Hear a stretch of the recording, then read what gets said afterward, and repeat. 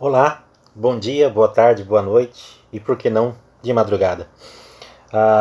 Eu sou Alessandro Mariano, você está no Humanas Ensina e nós vamos dar continuidade ao assunto que a gente estava comentando no vídeo anterior, né, sobre a Península Ibérica, o resultado que levou à guerra, né, a reconquista da Península Ibérica. E vamos continuar aqui o vídeo onde ele terminou, o anterior. Vamos falar sobre as interferências do rei francês Felipe IV, o Belo. Esse é o nome do rei. Felipe IV Belo é um monarca. Ele reinava na França e queria de todo e de qualquer forma expandir o seu território e enfrentar a Inglaterra a todo custo. Tá? Foi quando ele teve uma ideia genial, uma ideia de gênio mesmo. O que ele fez? Ele decidiu cobrar impostos da igreja. É, foi isso que ele decidiu fazer. Porque ele tinha muitos gastos com essas investidas que ele fazia periodicamente, tentando fazer as conquistas em territórios da Inglaterra, fazer novas conquistas, e isso demandava muito custo.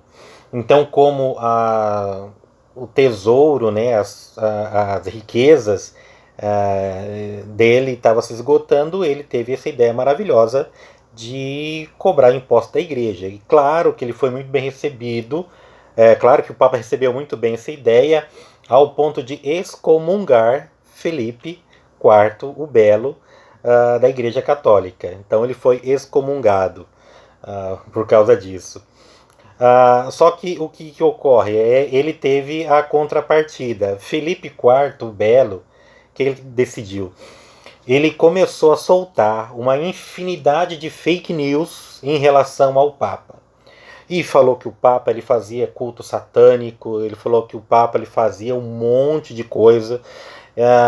Ele acho que literalmente deve ter chamado o Papa até de diabo, não sei, né? Mas assim, ele teve uma campanha difamatória gigantesca em cima do pontífice, né? Só que essa campanha pegou tanto, a campanha deu tão certo, né, que o Papa chegou a levar quer dizer, o Papa ele foi morto por causa disso. A população escutou essas fake news, entendeu como uma verdade isso que ele estava falando, e o Papa foi morto. O Papa ele foi espancado até morrer por causa dessas histórias que o rei contou, tá bom? E aí um novo Papa sucedeu. Em seguida, esse Papa que foi espancado e morto, e esse Papa que sucedeu o Papa que foi espancado, ele morreu um ano depois, ou menos de um ano depois, e as causas são um pouco desconhecidas.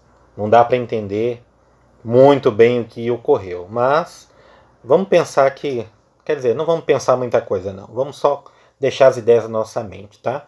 Assume então um Papa francês, Clemente V, que ele reverteu essa situação que tinha essas desavenças com o rei, né? Ele foi muito mais tranquilo, ele se achegou mais ao rei, por assim dizer, né? Para aumentar o poder de Felipe IV, ele continuou expropriando judeus e bancos, gerando inflação, dando calotes e contraindo imensas dívidas. Foi as ideias desse rei para tentar sobreviver durante essa época, né? A população ela se revoltou, né, com a crise que o rei trouxe, né, para o reinado, né? E nessa revolta ela recorre então à ordem templária. Nessa revolta do povo, né, o rei recorre à ordem templária e faz um empréstimo muito grande, um empréstimo gigantesco, né? Ele consegue pegar então esse valor para tentar pagar as dívidas que ele já tinha, né? O problema é que esse empréstimo ele foi indevido, tanto que o dinheiro é usado nas cruzadas, né? E o grão-mestre da Ordem Templária, o Jacques de Molay, Ele, quando assim que ficou sabendo desse empréstimo, ele expulsou o tesoureiro, né, e iniciou uma disputa com o rei, né, e aí ele começou a querer reaver esse valor, esse dinheiro que ele tinha pego emprestado, né.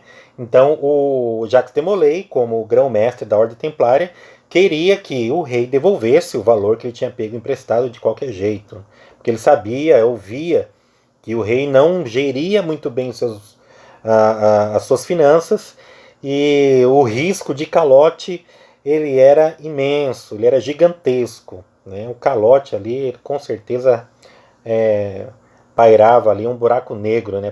Pronto para ser engolido. Tá? Então dá para se dizer que esse foi praticamente um contexto que mais à frente isso pode ter gerado o fim dos Cavaleiros Templários, né?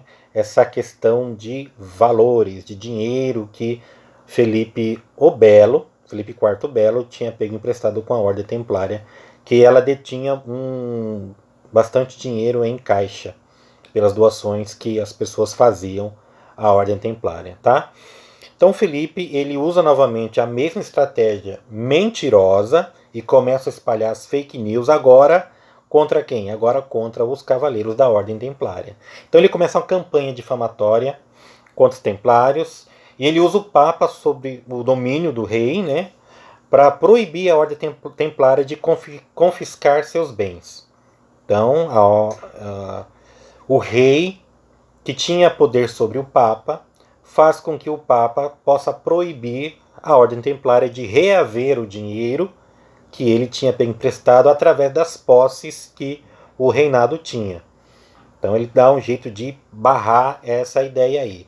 E com certeza, esse rei ele não ficou quieto. Ele não sossegou. Numa noite, numa sexta-feira 13 de outubro de 1307, centenas de cavaleiros templários por toda a França, eles foram capturados pelos soldados do rei e, segundo alguns historiadores, submetidos a também tortura, e essa tortura era feita para que eles confessassem crimes. Então, para poder justificar a prisão, eles tinham que confessar os seus crimes, né? E até hoje não temos todas as conclusões sobre essa história. Tá? Mas, para muitos, aquela noite seria o motivo para a superstição da sexta-feira 13 ser um dia um pouco sombrio, né? Porque foi numa sexta-feira 13 que foi por ordem do rei e do Papa, os dois juntos, claro, que houve então o controle e a prisão dos Cavaleiros Templários, todos os Cavaleiros Templários que existiam na França, e consecutivamente as suas mortes, né? Então, todo esse processo aconteceu de uma forma bastante sangrenta, né? Foi uma parte aí obscura, mais uma parte obscura da história, né? Os Cavaleiros Templários eles foram todos considerados hereges, né? E várias armadilhas foram armadas contra eles, né? A primeira coisa é tentar fazer a difamação deles através da heresia, dizer que os Cavaleiros Templários eles praticavam magias ou praticavam cultos que não condizia com o culto cristão, com o culto católico, no qual os cavaleiros eram totalmente devotos, né? Então, quando eles queriam difamar alguém, a primeira coisa que fazia, a primeira estratégia era chamar de herege mesmo, dizer que praticava heresias e que era totalmente contra a igreja e por aí vai, né? Então esse tipo de fake news e difamação a gente não está vendo só agora na nossa história, a gente sabe que isso está ocorrendo há muito tempo mesmo na face da Terra. Nada debaixo do sol é novo nessa Terra aqui. Ok? A ordem que poderia ter trazido grandes avanços para a Europa foi sufocada pela ganância e tirania de um dos seus soberanos. Após a prisão dos Templários na França, o Papa Clemente V solicitou Dom Dinis que fizesse o mesmo com os templários lá em Portugal. Mas o rei não atendeu o pedido do Papa. Esse rei ele já tem uma outra ideia, ele sabia de forma direta o que realmente era a Ordem Templária, então ele não obedece essa ordem que foi dada pelo Papa, e ele sabia que era uma ordem totalmente fora da visão daquilo que era considerado correto para tanto os cavaleiros templários como para os cristãos na época, né? E daí então, isso é o surgimento então da Ordem de Cristo em Portugal. O padre Kleber Eduardo, filósofo, teólogo e historiador, ele explica que o rei de Portugal, Dom Dinis, ele apressou-se em criar novas ordens e em pedir ao Papa que transferisse os bens dos templários para o seu governo, isto é, para os governos dessas ordens. Então o rei Dom Dinis cria a Ordem de Cristo. A Ordem dos Cavaleiros Templários continuou viva em Portugal sob o nome de Ordem de Cristo, com um importantíssimo papel na reconquista da Península Ibérica. Né? Lembra aquele assunto que nós falamos no início, faz parte do primeiro vídeo, a primeira parte, o que leva, né, porque levou, qual a importância então da batalha da reconquista que houve na Península Ibérica e como a Ordem Templária tem participação com isso, e uma participação importantíssima nessa história. Tá? Então, esse historiador, o padre Kleber Eduardo, historiador, filósofo e teólogo, ele afirma, né, através de documentos, ele afirma que a Ordem de Cristo foi criada em Portugal rápida para que não ocorresse nenhum tipo de mando ou desmando de rei ou outro papa, né? Ou papa em relação à Ordem de Cristo em Portugal. E nisso ele faz com que cada ordem templária que recebia as doações, primeiro que os cavaleiros templários eles tinham 2 votos. Um voto era de castidade, o outro voto era de pobreza.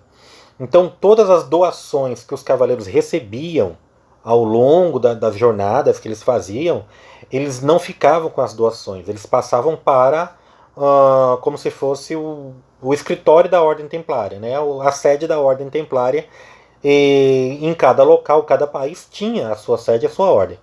Então quando o rei de Portugal pede para que cada Ordem Templária fique com seus bens, é para ele garantir também o sustento dos cavaleiros que estavam em Portugal quando ele cria a Ordem de Cristo, tá? Quando Dom Dinis cria então essa Ordem de Cristo. A firme postura do rei de Portugal levou o Papa a incluir uma cláusula na sua bula, abrindo exceção para Portugal, né? Portugal e os seus aliados sobre a transferência dos bens da Ordem.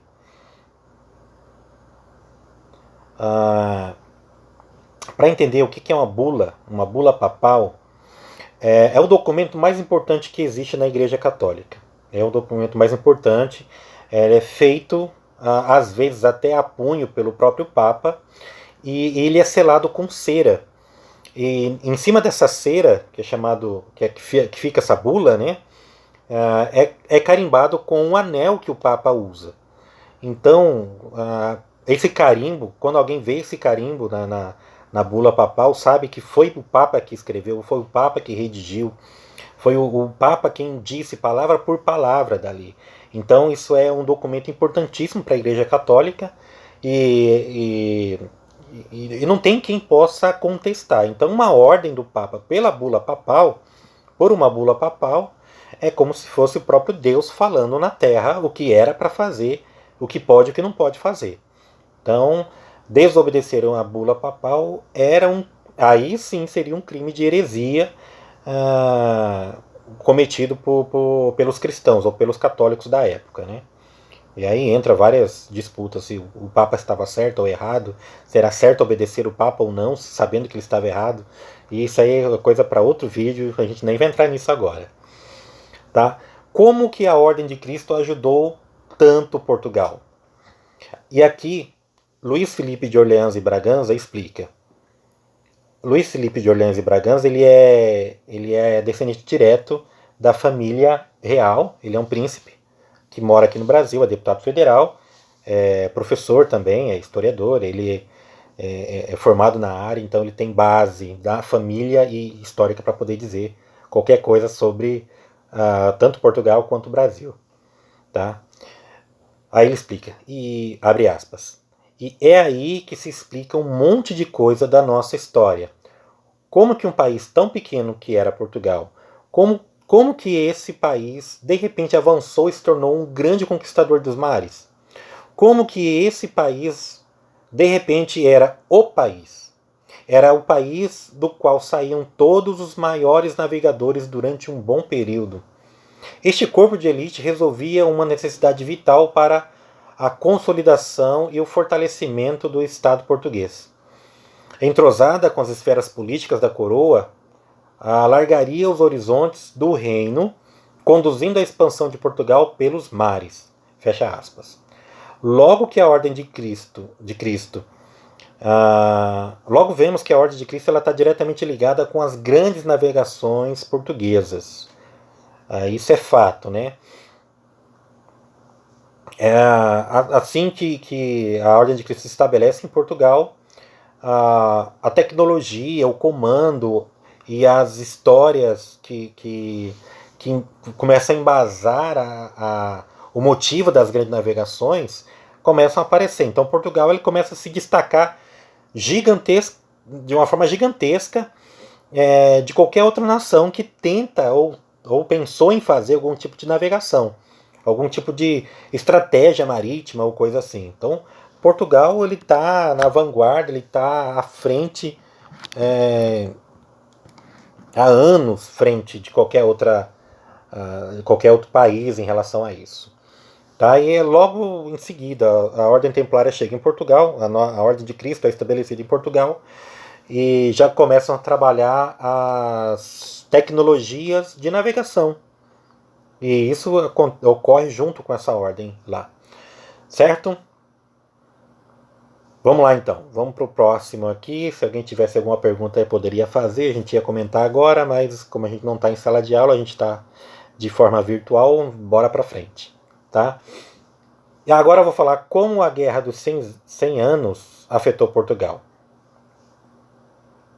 É tempo demais para uma guerra, 100 anos. A vida política em Portugal também não seria tranquila. Os herdeiros de Dom Afonso Henrique não perpetuariam no governo na dinastia Afonsina.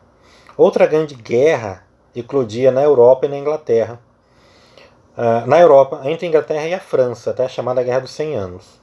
Muitos reinos se dividiram de acordo com o lado que apoiavam. Então aí você já tem rupturas pendulares, né? Você tem um pêndulo de ideias e logo em seguida esse pêndulo ele vai se transformar em polos, né? Você tem alguém defendendo veementemente um lado e alguém defendendo veementemente um outro lado, totalmente opostos e antagônicos. Tá? Muitos reinos realmente se dividiam nessa disputa, né, conforme o lado que ele estava apoiando. E isso não parece tão longe da nossa realidade hoje, né? Só um pensamento que divaguei aqui. Em 1383, o rei da dinastia Afonsina, Dom Fernando I, Dom Fernando I, né, morreu sem deixar herdeiros nenhum.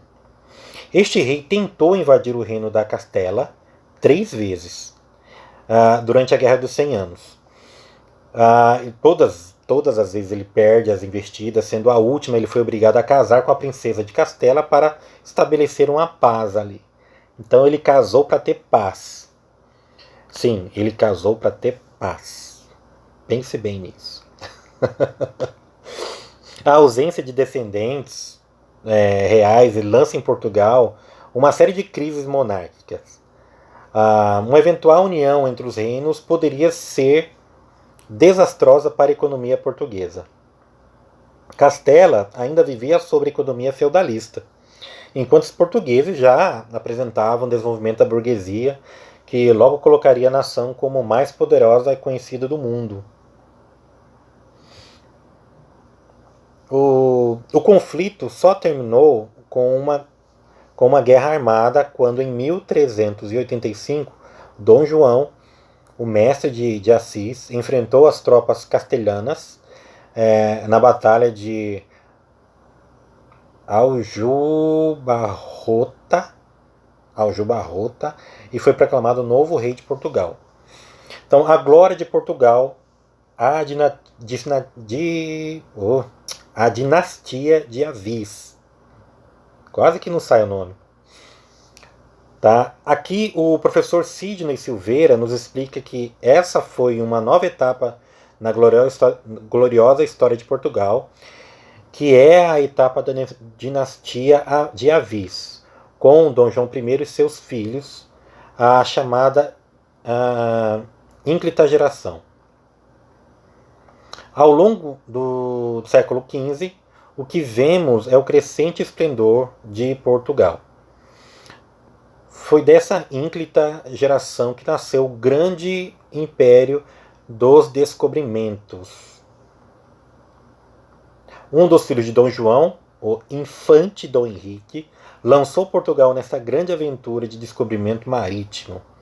Foi ele, então, que deu o pontapé inicial para todos a época de descobrimento e de grande conquista que Portugal teve em relação ao seu arcabouço marítimo, né, a sua tecnologia marítima, que fazia de Portugal praticamente uma das maiores, ou do maior país, ou o mais importante país econômico na época, né, no século XV, em 1400 e pouco.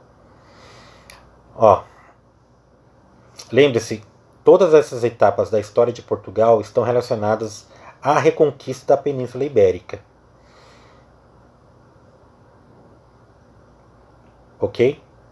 Então a gente tem que entender que tudo isso que veio ocorrendo com Portugal, isso tudo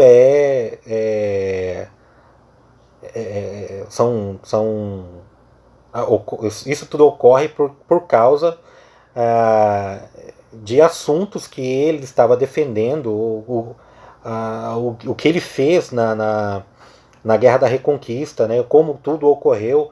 Então tudo isso veio descambando, veio acontecendo, veio trazendo novos acontecimentos que leva Portugal a se tornar esse império, né, no ano de 1400, né, chamado até com Dom Henrique, o Navegador, né? Vamos falar um pouquinho sobre ele aqui. Nenhum dos filhos da ínclita geração se destacava mais do que o infante Dom Henrique, o Navegador. Portugal era e continuava sendo a extremidade ocidental da Terra, o fim do mundo conhecido pelos europeus com uma forte convicção de que era impossível navegar pelo Oceano Atlântico. Então a Portugal era visto como o fim do mundo, porque como ao chegar em Portugal, ali não tinha como, não se entendia que havia como se atravessar o Oceano Atlântico, através de inúmeros mitos e histórias que é contada, que ali era o fim do mundo e depois teria um desfiladeiro de água e não teria como voltar. Então tem essas histórias aí, então isso faz com que durante muitos anos ninguém tente ou tentasse navegar pelo Oceano Atlântico, né? E com Dom Henrique é diferente, ele já pega e aceita o desafio e vê que é possível, acha que é possível fazer uma navegação, exploração através do Oceano Atlântico, tá? Ok, tudo isso costumava ser atribuído à vontade divina. Parecia ser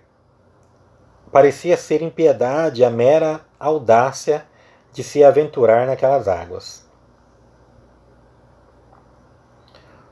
Um dos mais influentes desses mitos era a história do São Brandão, monge inglês que, segundo um relato mais popular, a partir do século X, teria navegado pelo Atlântico Norte e descoberto várias terras fantásticas e paradisíacas.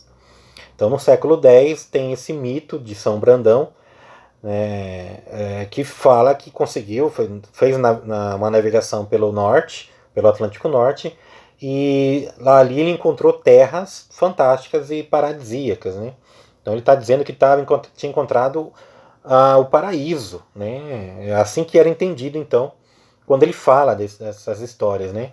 Então já existia a ideia que mais à frente haveria ali um paraíso, seria um novo Éden.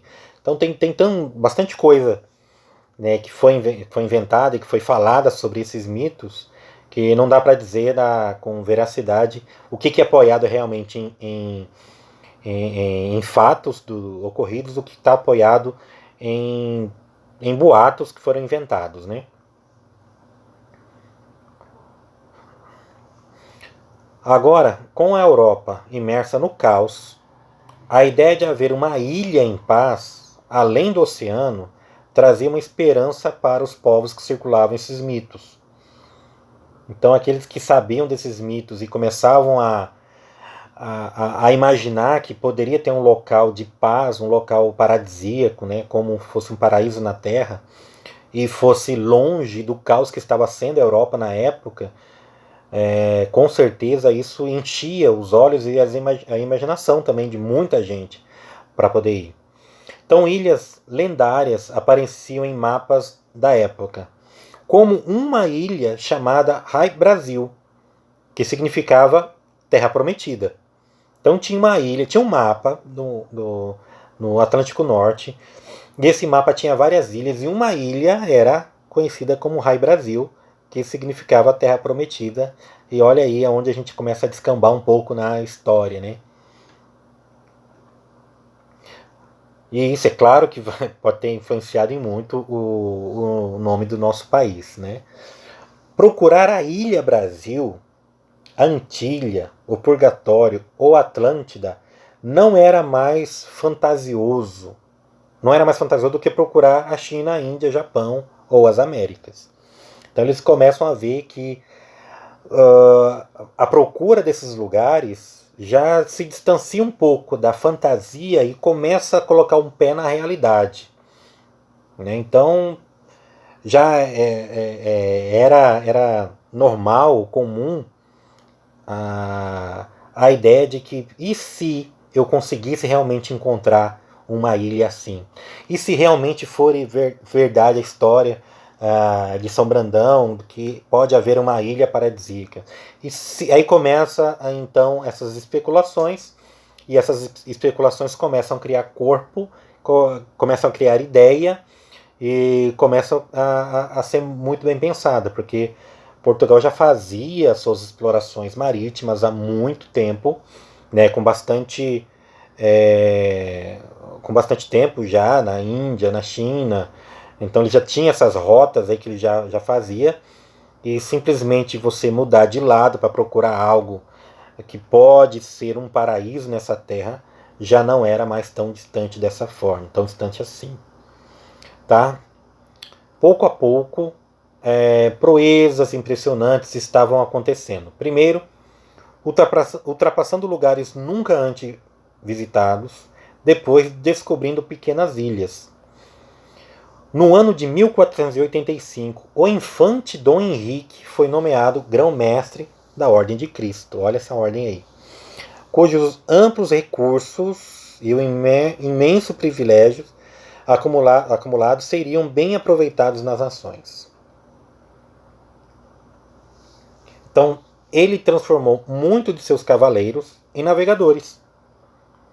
E muitos de seus navegadores em cavaleiros. Então, ele consegue fazer essa ponte, né? Você tem aquele que está acostumado com navegação, e através dessa postura privilegiada de grão-mestre agora, você pode nomear seus navegadores também como cavaleiros. Você pode pegar os seus cavaleiros e ensinar a ele a arte da navegação, a ideia da navegação.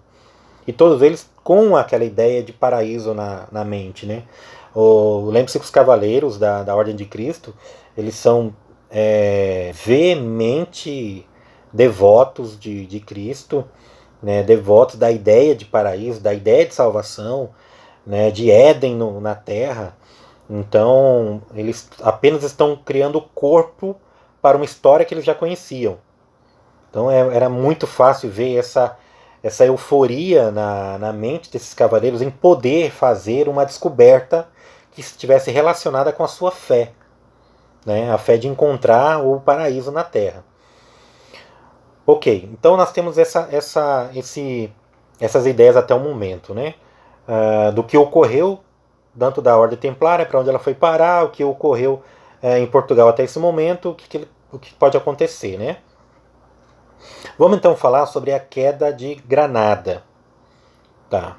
Finalmente, a gente começa a entender então como ocorreu a reconquista da Península Ibérica. Com toda a história de Portugal tendo sido resumida em suas etapas cruciais, veremos como os últimos mouros foram expulsos pelos cristãos. Tá? Bom, quem pode contar detalhadamente sobre a Guerra de Granada é o pesquisador Rafael Vítola Brodbeck,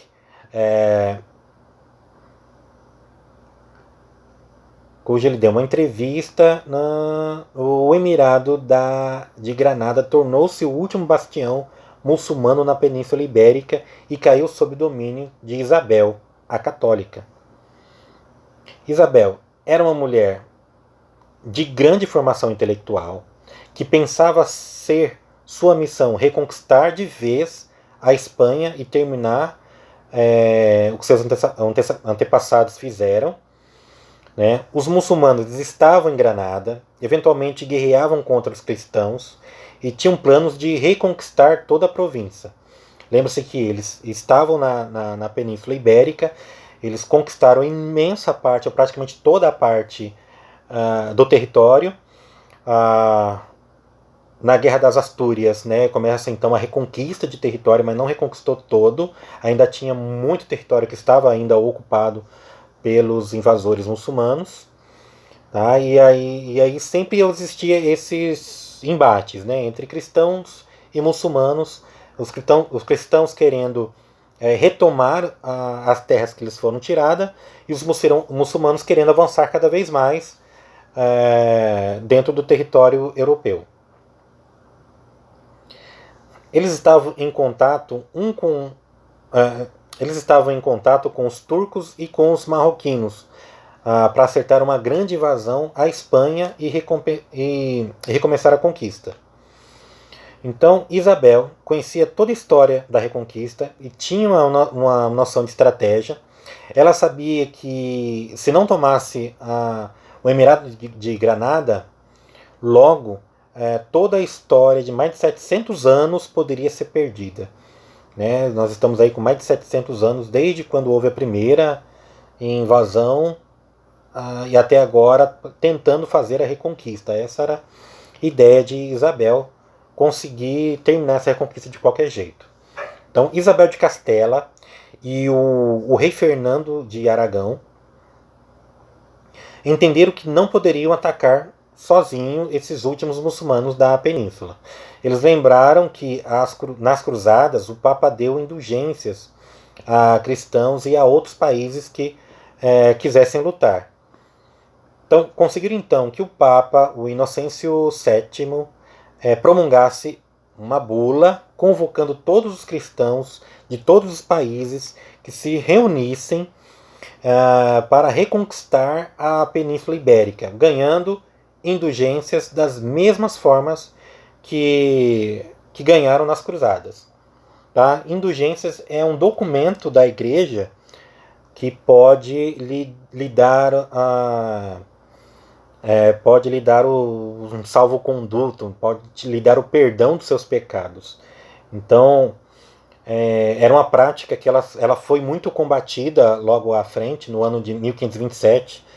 Martinho Lutero, ele tem as suas 95 teses, ele bate muito em cima sobre essas indulgências, como elas eram utilizadas em algum momento, né? Mas até então, antes disso, né, isso é uma outra história que a gente ainda pode contar ou não mais à frente, sobre o Lutero e a revolta protestante, mas ela foi um documento muito importante para Isabel utilizar no momento. Isabel é uma devota católica, não esqueçam disso, ela é conhecida como Isabel a Católica, então ela vê isso como realmente uma ordem de Deus, algo de Deus, para poder reunir os cristãos, né? Reunir novamente cristãos, como foi na cruzada inicial para a retomada de Jerusalém.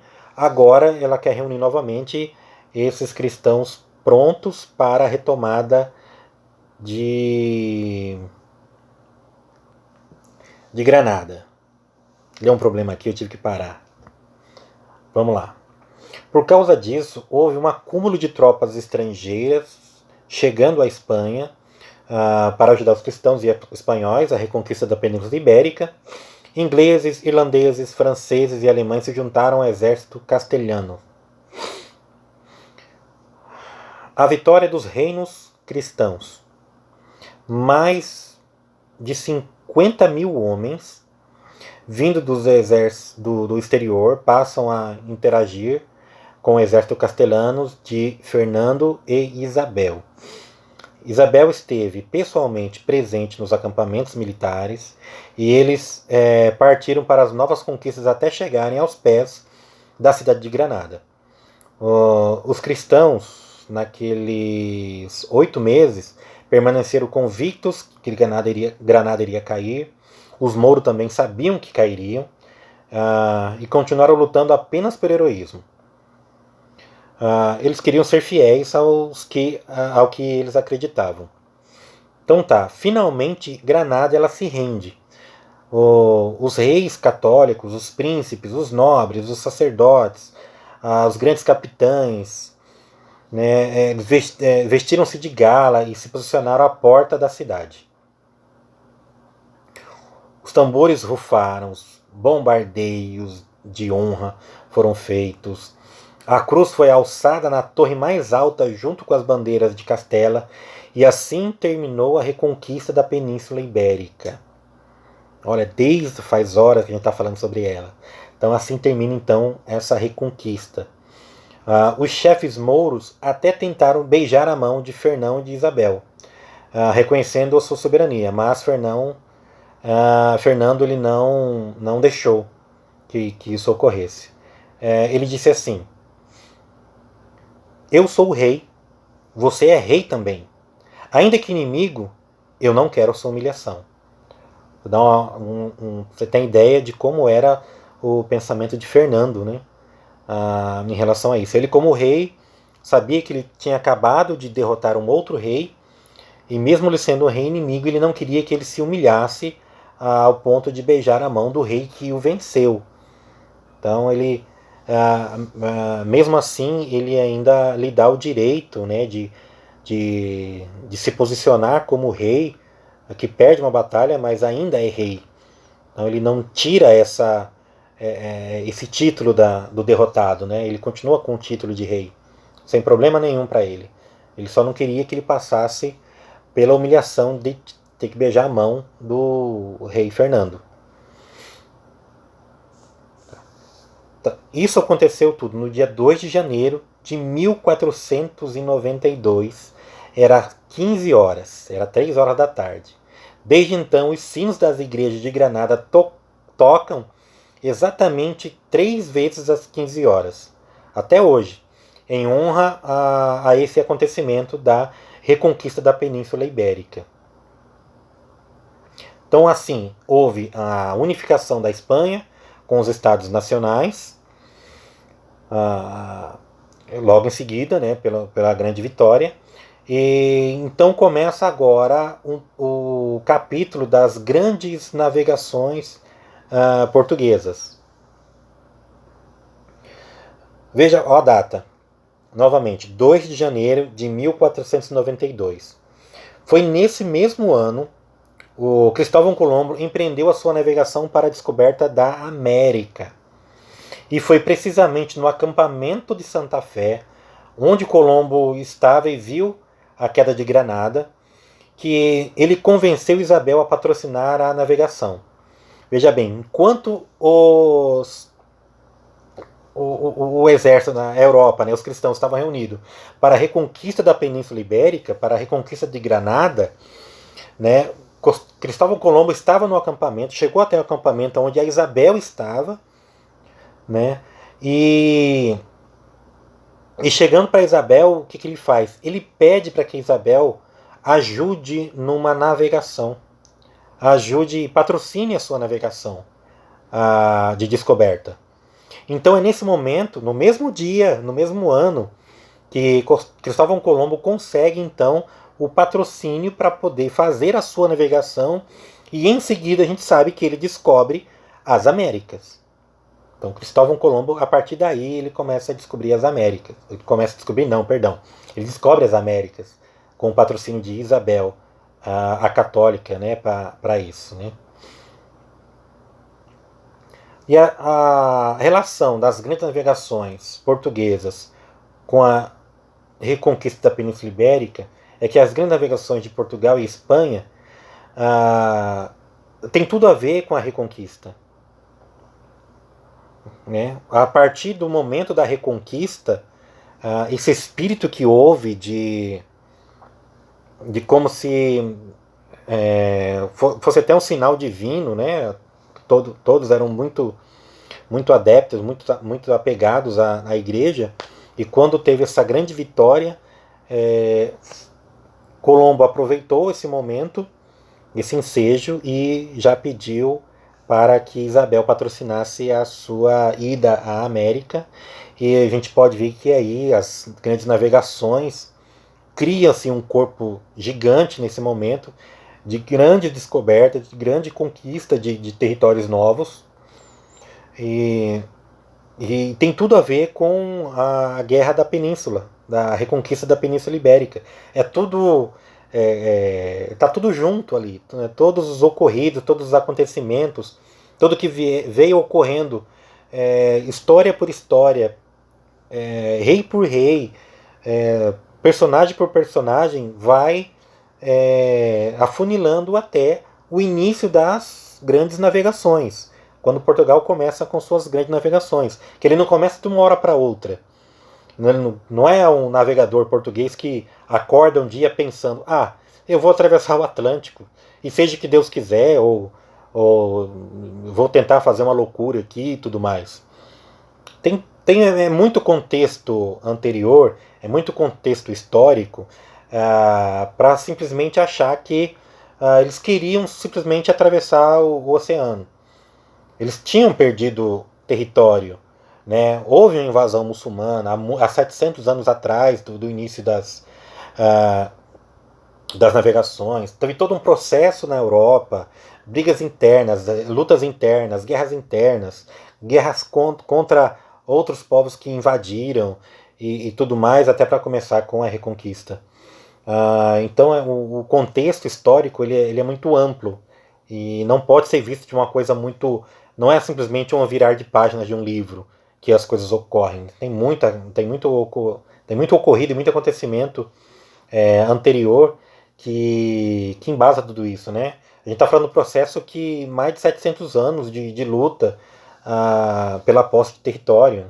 Então, os cristãos que reconquistaram a Península Ibérica, partindo da Astúrias e chegando a Granada, então essas histórias deles têm que ser contadas, né? Conquistando território, um território completo, né?